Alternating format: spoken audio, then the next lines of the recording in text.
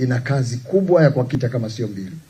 Tulikutana na wenzangu hawa, tukazungumza, tukakumbushana juu ya wajibu, kwa sababu siamini kama kuna mtu ambaye hajui wajibu wake. Lakini yako mambo ambayo yako juu ya maadili ambayo yameandikwa kwenye karatasi au kazi ambazo zilikuwa zimeandikwa kwenye karatasi. Nilitumia nafasi hiyo, Mheshimiwa Waziri Mkuu, kuwakumbusha wenzangu hawa kuyasimamia hayo.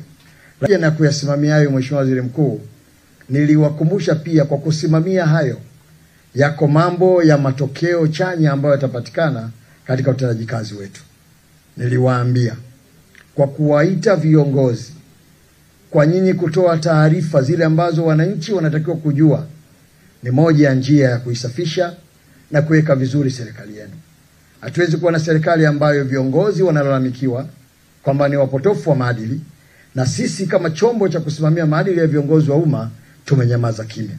Hili jambo, Mheshimiwa Waziri Mkuu, nililisema na naomba niseme tena mbele yako, kwa sababu siku ile nilipokuwa naongea nilikutumia wewe, Mheshimiwa Waziri Mkuu, kama mfano wa viongozi ambao uadilifu wake hauna chenga yoyote.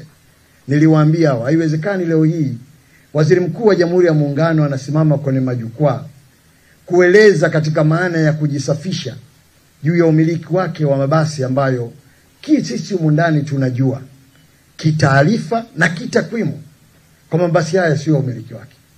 Lakini sisi kama Sekretariat ya Maadili ya Viongozi wa Umma tumenyamaza kwa sababu hatuoni kama hii ni kazi yetu.